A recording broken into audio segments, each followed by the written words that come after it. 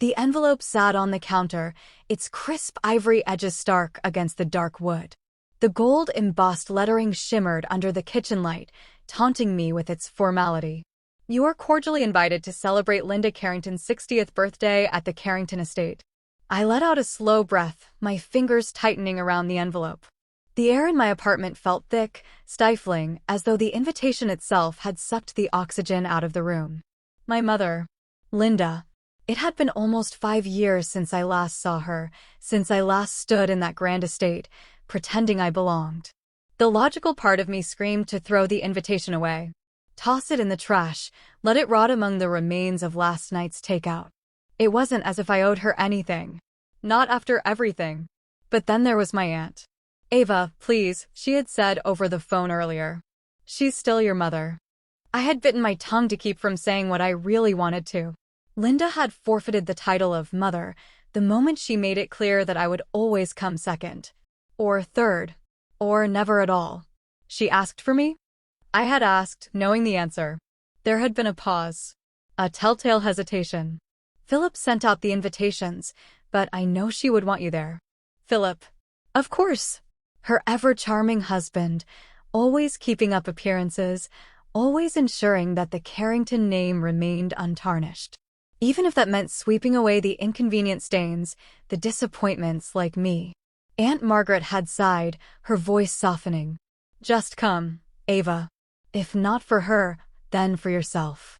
Maybe it's time for some closure. Closure. The word was a tempting mirage.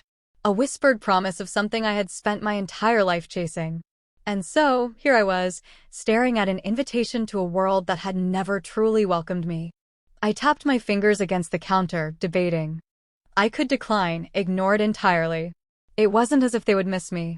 The party would go on, full of champagne toasts and carefully curated smiles. My absence wouldn't cause a ripple. And yet, a traitorous part of me wanted to go. Not because I longed to see my mother, or because I harbored some naive hope that things had changed, but because I needed to see it all for what it was, one last time. I needed to walk through those doors with clear eyes, without the rose-tinted desperation of a daughter yearning for love. I needed to stand among them, fully aware of my place, an outsider looking in. Maybe then, I could finally put it all to rest. I exhaled sharply and grabbed my phone, texting my aunt before I could talk myself out of it. I'll be there. The Carrington estate loomed ahead, its massive stone pillars illuminated by warm golden lights. The valet took my car without so much as a glance, moving with the kind of polished efficiency that only came with serving the wealthy. I stepped out onto the gravel driveway, my heels sinking slightly as I took in the scene.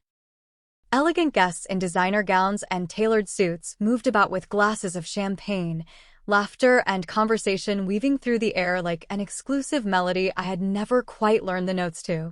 A wave of something cold washed over me. Not quite fear, but close. I shouldn't have come. The thought sliced through my mind, sharp and certain. But it was too late now. I straightened my posture, smoothing my dress as I made my way up the marble steps. My mother's parties had always been extravagant, designed not for genuine celebration but for spectacle. To impress, to maintain the illusion of effortless perfection.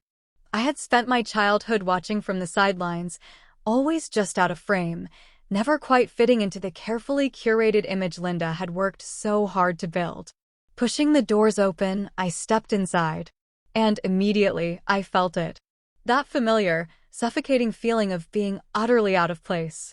The grand foyer was dazzling, a picture of opulence with its towering chandelier and polished floors that reflected the glow of candlelight. Servers glided through the crowd, trays of hors d'oeuvres balanced effortlessly in their hands. The guests, beautiful, poised, belonging, milled about in conversation, their laughter tinkling like wind chimes. And then there was me. A moment of hesitation gripped me, but I forced myself forward. I could feel the stares already brief, flickering glances from people who recognized me just enough to remember that I wasn't truly one of them. Champagne, miss? A server stopped beside me, offering a glass. I took it, if only to have something to do with my hands. Look who finally decided to grace us with her presence. The voice slid over me like oil, familiar in the worst way. I turned, my grip tightening around the delicate stem of my glass. Philip stood across the room, watching me with a smirk. He held his own drink lazily, his posture relaxed, as though this was all some grand joke only he was in on. And beside him, my mother. Linda looked unchanged. Perfectly coiffed blonde hair, an elegant emerald gown that matched her earrings. She wasn't looking at me with warmth or relief or anything remotely close to motherly affection. Just mild surprise. As though I were an unexpected guest at her own party. A sharp pang twisted in my chest, but I pushed it down. "Philip," I said, my voice even. "Ava." He lifted his glass in a mock toast.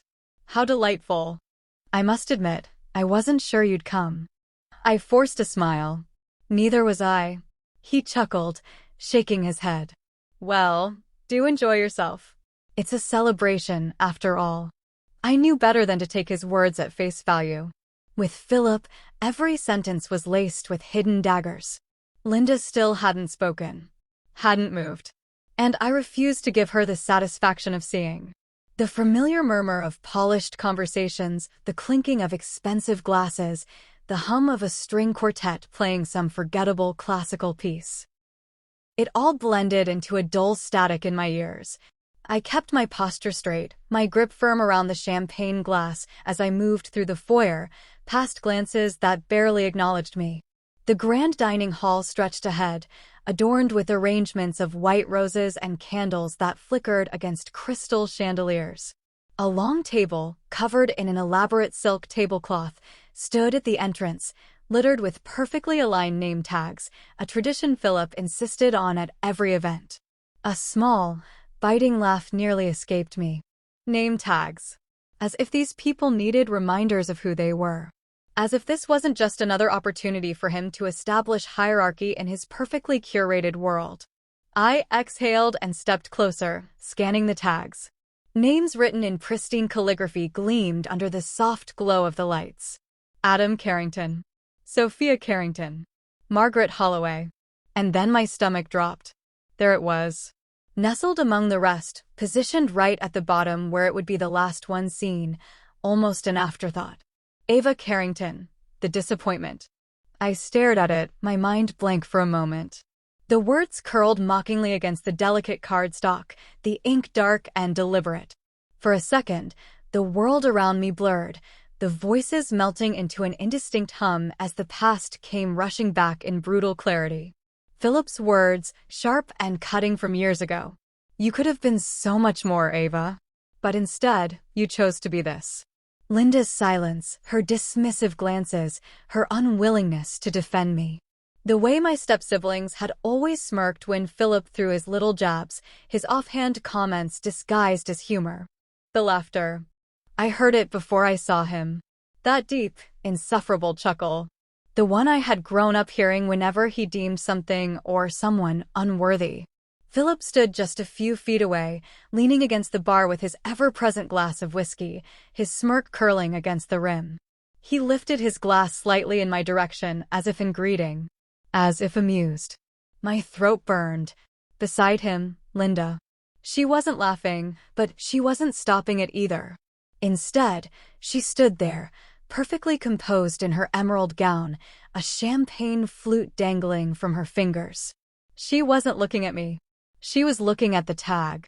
And then, ever so slightly, the smallest trace of amusement flickered across her face. A reaction. A choice. I felt something cold settle in my chest. This wasn't just Philip's doing. Linda knew. She had seen it, maybe even before I did. And she had chosen to do nothing. The humiliation curled hot and tight in my stomach. I swallowed, my fingers clenching into my palm as I slowly, deliberately, picked up the name tag, feeling the smooth edges press into my fingertips. No one spoke. No one tried to stop me. Philip tilted his head, watching. His expression was expectant, as though waiting for me to shrink, to look away, to let it slide like I always had. Not this time. I let out a slow breath, lifting my chin slightly as I peeled off the adhesive backing.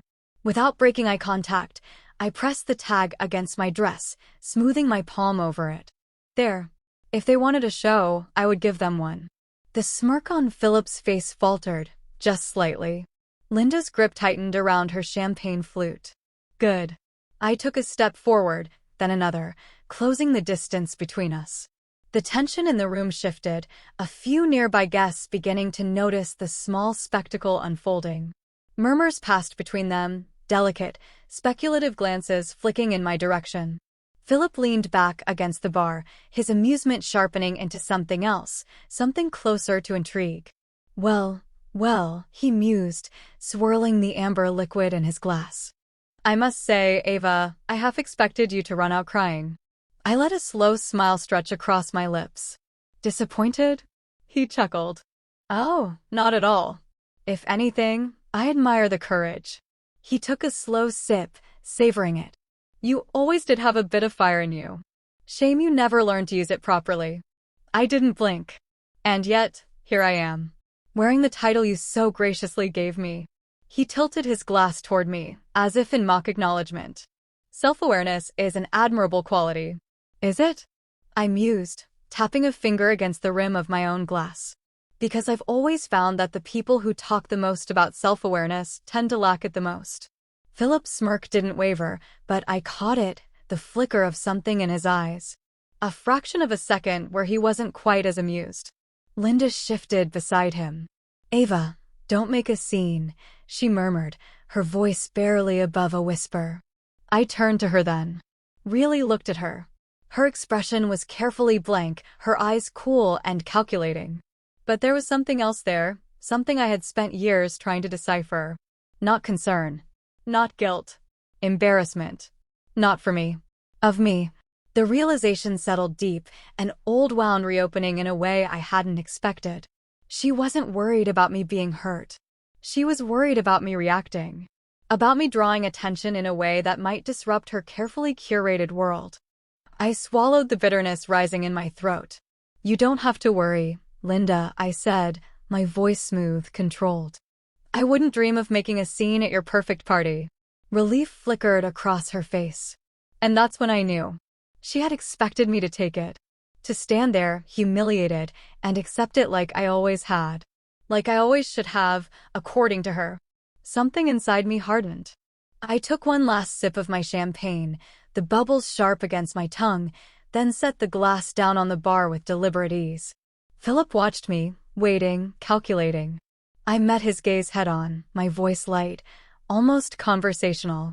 You know, Philip, I used to think that your cruelty was the worst thing about you. The corner of his mouth twitched, amused. And now? I smiled, slow and deliberate. Now I realize the worst thing about you isn't the cruelty. It's how painfully predictable you are.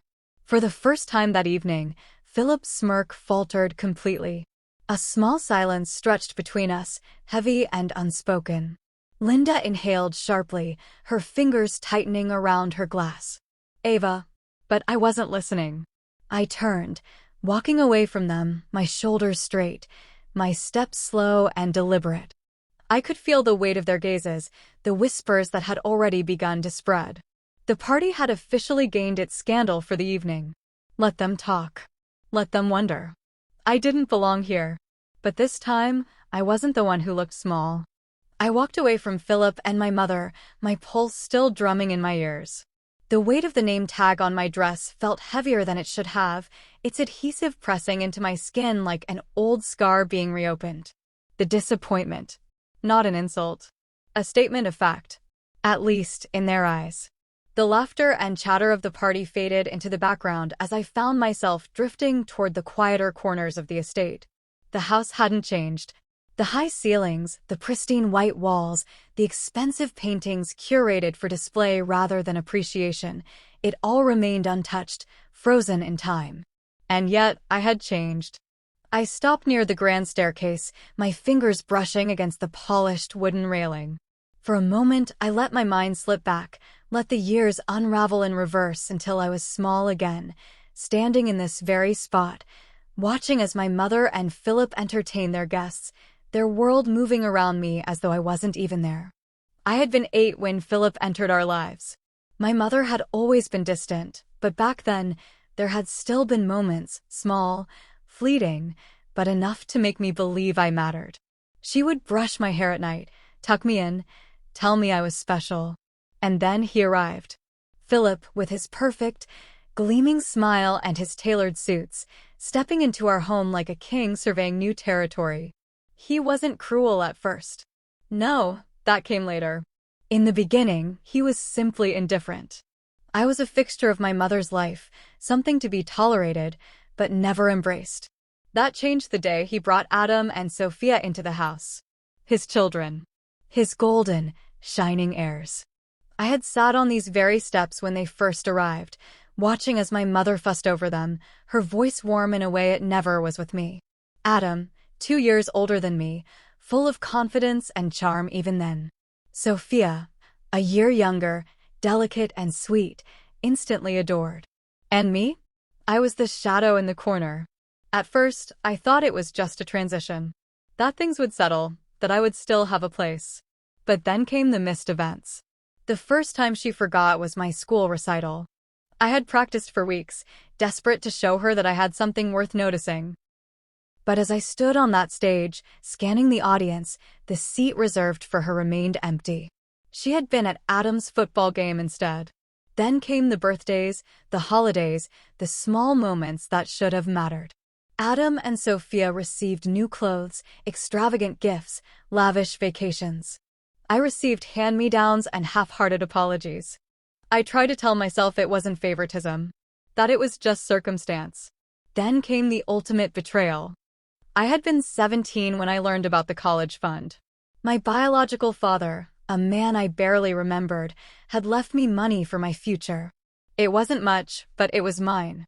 A small assurance that I could carve a path for myself. I had spent years planning, poring over college applications, dreaming of what my life could be. Then one day I found the bank statement. The balance had been wiped clean. Gone. I had confronted my mother, the paper trembling in my hands, my voice barely steady. "Where is it?" I had asked, my throat tight.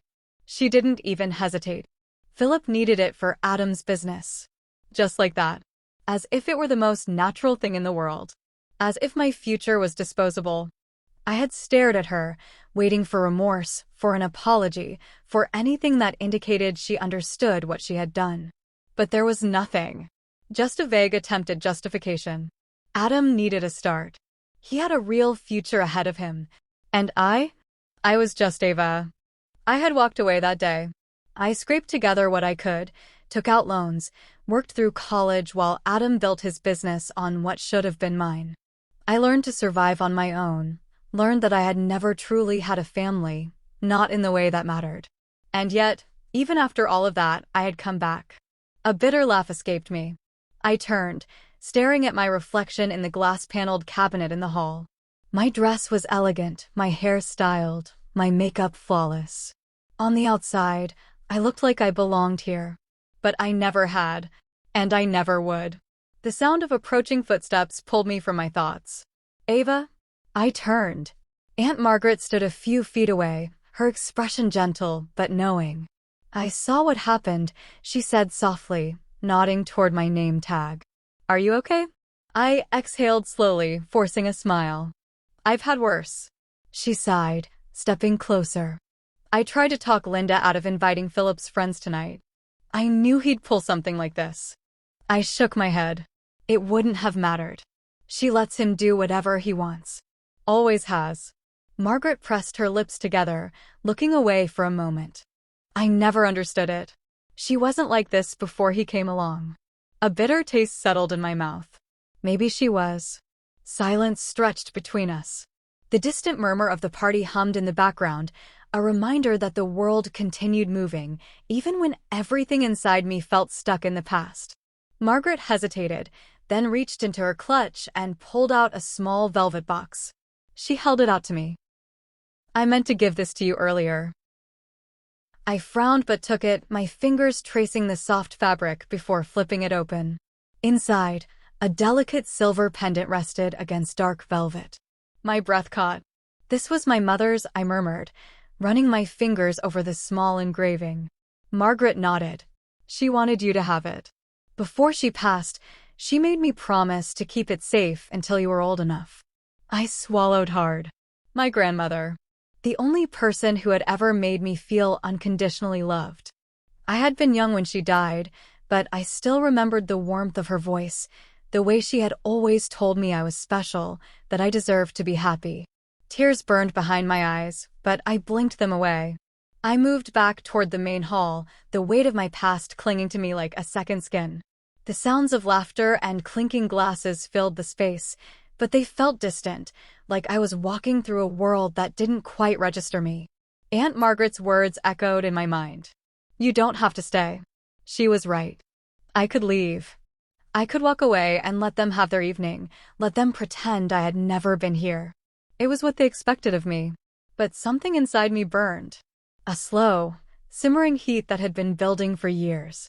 I stopped just before re-entering the crowded ballroom, pressing a hand to my stomach, steadying myself. My reflection stared back at me in the grand mirror that lined the entryway. The soft curls framing my face, the elegant dress hugging my form. On the surface, I looked poised, collected. But beneath that, there was a storm brewing. I thought of all the times I had let things go. The times I had swallowed my hurt, buried my anger, told myself that fighting back wasn't worth it. But tonight felt different. Tonight, I wasn't going to be silent. Taking a slow breath, I stepped back into the heart of the party. The room hadn't changed. Guests still milled about, their conversations flowing as effortlessly as their drinks. Waiters wove between them, balancing silver trays of hors d'oeuvres, the scent of champagne and perfume thick in the air. And then there was Philip. He stood near the center of the room, effortlessly holding court, his voice smooth and full of authority. Adam and Sophia were nearby, laughing at something he had said, their perfect smiles reflecting the very image of the life he had built, the life I had never truly been a part of. And Linda. She stood beside him, a vision of elegance, the perfect hostess, the perfect wife. The perfect mother, to everyone except me. I exhaled, a sharp determination settling in my bones. No more. I reached for a passing waiter's tray, lifting a fresh glass of champagne. The chilled glass pressed against my fingertips as I turned it slightly, letting the golden liquid catch the light. Then, with deliberate movement, I tapped the rim with my fingernail. The soft ping barely carried over the noise of the party. I did it again. Louder this time. The murmur of conversation dimmed. Guests began turning toward me, their faces shifting from idle amusement to mild curiosity. I took another step forward, lifting my glass slightly. May I have a moment? The silence spread in slow waves, people pausing mid-conversation, their attention shifting. Philip arched a brow, tilting his head as if amused by my sudden interruption. Linda stiffened, her fingers tightening around the stem of her own glass. I let the silence hang for a moment before speaking, keeping my voice calm, measured. I just wanted to take a moment to acknowledge the hosts of this evening, I said, my gaze drifting deliberately toward my mother and stepfather. After all, it's not every day we get to celebrate such an important milestone. There were murmurs of agreement, a few polite chuckles. Philip leaned back slightly, watching me with that same unreadable expression he always wore when he thought he was in control. Linda forced a smile. Ava, darling, that's very kind, but there's no need. I lifted a hand, cutting her off as effortlessly as she had dismissed me my entire life. I insist, I said smoothly, my smile sharp. A small ripple of intrigue spread through the crowd. People were beginning to sense that this was not going to be an ordinary toast. I turned my gaze fully on Philip. You've built quite the empire here, I said, my tone light but laced with something deeper. A family, a legacy. It's truly impressive. Philip gave a slow nod, as if accepting a compliment he already knew was coming. And of course, Linda, I continued, shifting my attention to my mother. You've played your part beautifully. The perfect hostess. The perfect wife. The perfect mother. The words hung there, just long enough to feel weighted. I saw Linda's throat bob as she swallowed. I tilted my head slightly. To some of us at least. A hush fell over the room. I took a step forward, my grip tightening slightly around my glass. You know, I spent a lot of years wondering what I did wrong, I mused, my voice softer now, but no less sharp. What I could have done to be more acceptable, more worthy of this family. Linda's face had gone pale. Philip, for the first time all night, looked less amused. But the truth is, I continued, my voice steady, it was never about me. It was never about anything I did or didn't do. It was about convenience. About image. I let my eyes sweep over the crowd. Because in this family, love is conditional. Affection is a performance. And if you don't fit the script, well... I gestured to my name tag, still affixed to my dress. You get rewritten. The room had gone completely still. The tension was thick, suffocating. Philip's jaw tightened. Ava, I think you've had enough to drink. I laughed softly, shaking my head. You always say that when you start losing control of the conversation, don't you? A murmur ran through the guests. Some looked uncomfortable, others riveted. Linda finally spoke, her voice barely above a whisper. Ava, this isn't the time. I cut her off again, my tone suddenly firm. No, Mother. This is exactly the time. Her lips pressed into a thin line. I turned back to Philip, my voice dropping just slightly, just enough that only those closest to us could hear. You've spent years making sure I knew my place, I said, my voice steady. And for a long time, I let you. I let you define my worth. I let you make me small. I lifted my glass slightly, my expression unreadable. But I'm done playing that role. Philip didn't speak. His expression was unreadable, his grip tight around his own glass. Linda looked as if she wanted to shrink into the floor. I took one last breath, then lifted my glass higher. So here's to you, Philip. To your empire. To your perfect little kingdom. I smiled, slow and deliberate. And here's to the last time you'll ever see me. Then, before anyone could react, I tipped my glass slightly, letting the champagne spill over the rim, cascading in a slow, deliberate stream onto the pristine white tablecloth. Gasps rippled through the room. Someone whispered my name in shock. Philip's expression darkened. Linda looked like she might faint.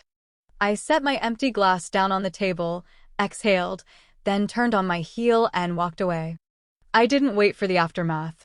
Didn't wait for the whispers to explode into full conversations, for Linda to scramble for control, for Philip to do whatever he did when things didn't go according to his carefully laid plans. For the first time in my life, I was the one who had control. And I was walking away on my own terms. I felt the weight of every gaze pressing down on me as I turned back toward the center of the ballroom. A room full of people who had spent years pretending I didn't exist now hung on my every movement. My heart pounded in my chest, but my steps were steady as I walked back toward the center of the party, where my mother and Philip stood, still reeling from my last words. Linda was pale, her fingers clutched around her champagne flute as if it were the only thing keeping her upright. Philip was stone-faced, his jaw tight, his usual smirk wiped clean. The murmurs spread like wildfire through the crowd. Ava, dear. Linda finally found her voice, a weak, brittle thing. I think you've made your point. I smiled, slow and deliberate. Oh, Mother, I haven't even started. Philip's fingers curled tightly around his glass. Enough, Ava. That tone.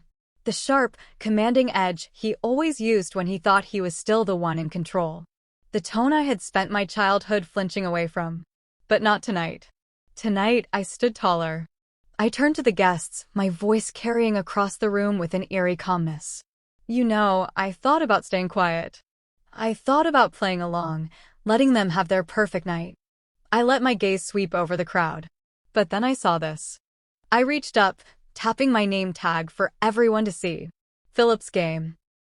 His way of reminding me that I would never be one of them. Gasps rippled through the room as people read the words, the disappointment. Linda visibly winced, her gaze darting to the guests as if she could somehow will them to unsee it. Philip's smirk had returned, but this time, it was tighter, more forced. It was just a joke, he said smoothly. Lighten up, Ava. A cruel joke. A familiar one. The same kind I had endured for years. I tilted my head, feigning curiosity. Oh, of course. A joke. That makes sense. I let out a light laugh, shaking my head. Because, after all, that's what I've always been to you, right? A joke. Silence stretched, uncomfortable and thick. Philip's smirk didn't falter, but I could see the flicker of irritation in his eyes. You're overreacting. I stepped closer, lowering my voice just enough to make the room lean in. Am I? Then, with deliberate ease, I reached for a waiter's tray, plucking another glass of champagne. I suppose I should be used to it by now, I continued, swirling the glass in my hand. After all, this is how it's always been, hasn't it? I turned to the crowd, my voice light, almost conversational. Did you all know that my mother, this wonderful woman we're here to celebrate, once left me stranded at school because she forgot I had a recital? Linda's lips parted, her face draining of color. Philip exhaled sharply. Ava, don't do this. I ignored him. Or how about my college fund? The one my biological father left for me? I let my gaze settle on Adam, who had suddenly gone very still. Oh, that's right. It didn't go to me, did it? No. It went to help Adam start his business. All eyes turned to Adam, who shifted uncomfortably. Sophia's face burned red beside him. Adam cleared his throat, his voice lower now. Ava, I held up a hand, silencing him. I'm not mad at you for taking it, Adam. You did what you were taught. Take whatever is given to you. No questions asked. I turned back to Linda, my voice sharper now. But I am mad at you. A stunned hush fell over the room. Linda's breathing was shallow, her fingers trembling slightly against her glass. Ava, you took everything from me. I cut her off. You made me believe I wasn't good enough. That I was. The cool night air hit me as I stepped out onto the front steps of the Carrington estate. The murmur of voices inside was a distant hum now, fading behind the heavy wooden doors that had just closed behind me. I took a slow breath, my lungs expanding with something that almost felt like relief. Almost. My fingers trembled as I reached up and peeled the name tag from my dress. The disappointment. I stared at it for a moment, feeling the weight of everything it represented. Then, with deliberate ease, I crumpled it in my palm and let it fall to the ground. I was done. The estate's long, winding driveway stretched ahead, the sleek cars of the party guests parked in neat rows along the side. My own car was somewhere in the distance, past the towering hedges and the iron gates that had always felt more like a cage than an entrance. I started walking, the gravel crunching softly beneath my heels. Every step felt heavier than the last, as if part of me still wasn't convinced this was real. That I had actually done it. That I had stood up to them, that I had spoken the words I had swallowed for years. So here's to the last time you'll ever see me. I had meant it. Every single word. And yet, my heart still pounded, my mind still reeled. Not with regret, but with something else. Something messier. The anger was still there, simmering just beneath my skin. But beneath it, there was something quieter. A lingering ache. I had never wanted this kind of ending. Even after everything, I had still held on to some impossible hope that my mother would fight for me. That she would follow me out, grab my hand, tell me she was sorry. That she loved me. But she hadn't. She had just stood there, frozen, letting me go without a word. I swallowed hard, willing the lump in my throat to disappear. I had made the right choice. I had freed myself. So why did it still hurt? A familiar voice called my name, breaking through the silence of the night. Ava. I stopped, my breath catching. For a split second, a part of me hoped, prayed, that it was Linda. That maybe, just maybe, she had finally realized what she had lost. But when I turned, it wasn't my mother standing there.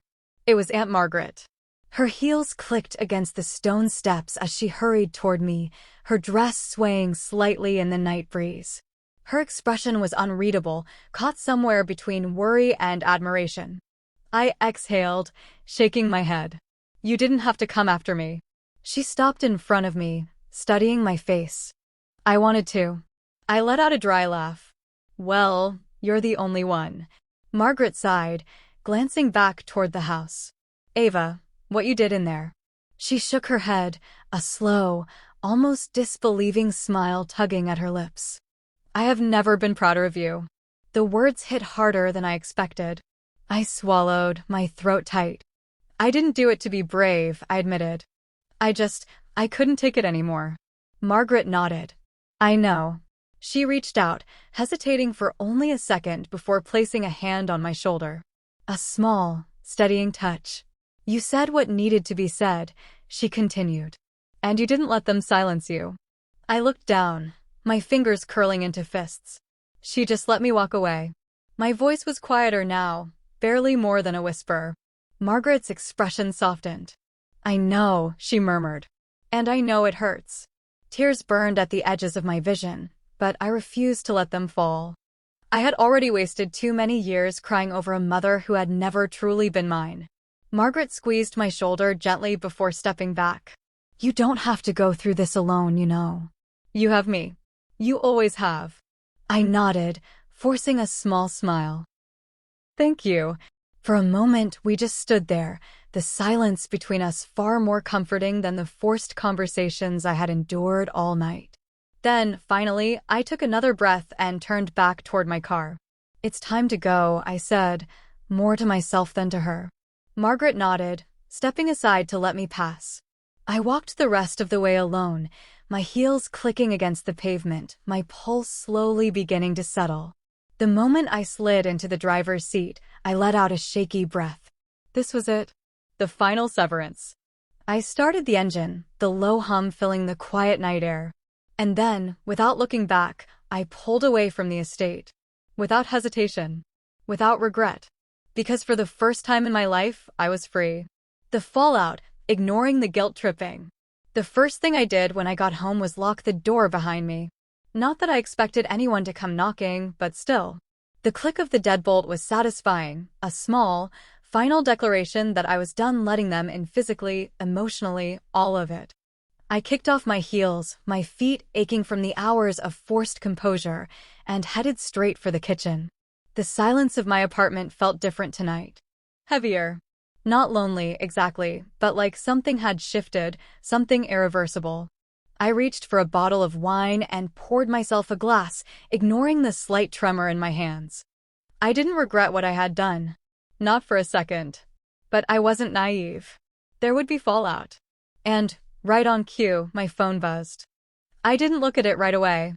Instead, I took a slow sip of wine, staring at the screen as the notifications began stacking one after another. Missed calls. Messages. Voicemails. I sighed and finally picked up my phone. The family group chat had exploded. Philip, what the hell was that? You humiliated your mother in front of everyone. Adam, Jesus, Ava, you couldn't just let her have one night? Sophia, you were completely out of line. Linda, call me. I scrolled through, my grip tightening with every message. Some of the guests, distant relatives, family, friends, had chimed in too. Disrespectful. Unnecessary drama. She's always been difficult. A lump rose in my throat, but I swallowed it down. Of course, this was how it would go. Of course, I would be the villain. It didn't matter that Philip had belittled me for years. It didn't matter that my mother had abandoned me in every way that counted. It didn't even matter that the name tag, the cruel, calculated joke, had been put there for everyone to see. None of that mattered. What mattered was that I had dared to stand up for myself. And for that, I would be painted as the problem.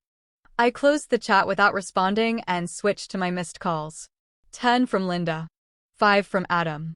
2 from Sophia. A handful of unknown numbers that I could only assume were nosy relatives wanting their share of the gossip. I ignored them all. Instead, I opened the last message I had received. The only one that didn't make my stomach twist. Margaret, proud of you. I exhaled slowly, a small, grateful smile tugging at my lips. At least someone was on my side. The phone buzzed again. Another call from Linda. I let it ring. Then another. Then another. I sighed, rubbing my temple, and finally answered on the 5th attempt. A sharp inhale on the other end. Then, where are you? I closed my eyes. Home. Silence. Then, an exhale. Ava, you. I'm not coming back, I interrupted. My voice was steady, final. More silence. Then, Softer this time. Ava, why would you do that? I let out a bitter laugh. Really? That's your question? Not why Philip thought it was okay to humiliate me. Not why Adam and Sophia have always been more important to you than I ever was. Ava, that's not. It is, I snapped. It always has been. She inhaled sharply, but she didn't argue. Because we both knew it was true. Ava. Her voice wavered slightly. I never wanted things to be this way. Something cold settled in my chest. And yet, you let them be. Another pause. Then, I love you. I almost laughed. Almost. Do you? I asked quietly. Silence. That silence told me everything I needed to know. I nodded to myself, gripping the phone tighter. Goodbye, Mom. Then I hung up. I turned off my phone before she could call again. I didn't need to hear whatever excuse she would come up with next. I had spent my entire life waiting for her to love me the way a mother should. And tonight, I had finally stopped waiting. Moving forward, the first taste of freedom. I woke up the next morning to sunlight filtering through my bedroom window. The warmth stretched across my skin, and for the first time in years, I felt light. Unburdened. No lingering weight of disappointment. No crushing need for approval. Just quiet. For a moment I lay there, staring at the ceiling, letting reality settle in. The night before had felt like a dream, a reckless, impossible thing I never thought I'd be capable of. But I had done it. I had walked away, not just from the party, but from them. From the years of being overlooked, belittled, cast aside. A soft breath left my lips as I sat up, stretching my arms above my head.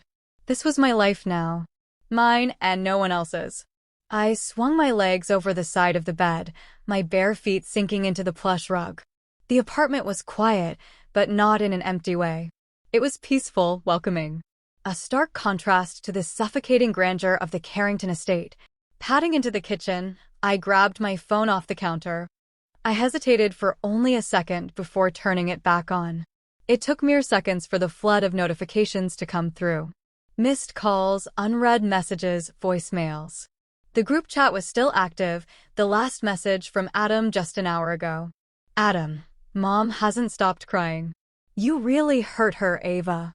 I stared at the screen, my fingers tightening around the device. A few days ago, those words would have gutted me. But now? Now, I felt nothing. I deleted the message. More unread texts followed. Philip, pathetic. Sophia, you're being dramatic. Grow up. Linda, Ava, please. Call me. I exhaled slowly, clicking on Linda's message. I hovered my thumb over the reply button. For a second, I considered it. Not because I wanted to hear her excuses, but because a small, stubborn part of me still longed for something, anything, to make this easier. But there was nothing left to say. I closed the messages and blocked her number. Philip was next. Then Adam. Then Sophia. With each block, I felt lighter. Freer. When I finally set my phone down, the world around me felt still. No more waiting for a response that would never come. No more bending myself into impossible shapes for people who would never see me. I poured myself a cup of coffee and stepped out onto my small balcony. The city stretched ahead of me, alive and bustling, but I felt no urgency. No pressure. For the first time in my life, I had no one to answer to. No more family obligations. No more forced smiles and tense conversations. Just me. The realization sent a small thrill through me. I had spent so much of my life fighting for scraps of affection, hoping that one day I'd finally be enough. That one day, Linda would see me, choose me. But that day had never come. And now it never would. And that was okay, because I didn't need them anymore. A breeze drifted through, carrying the scent of freshly brewed coffee and city air. I took a slow sip, letting the warmth seep through me. My phone buzzed again, but this time, it wasn't a message from my past. Margaret, brunch today? My treat. A small smile pulled at my lips. I didn't have a mother who loved me. I didn't have a family that fought for me. But I had people who chose me, who saw me for who I was, without conditions. I had myself, and for the first time, that was enough. I typed a quick reply. Me, I'd love that. Then, without looking back, I stepped inside, ready to embrace the life I had finally chosen for myself.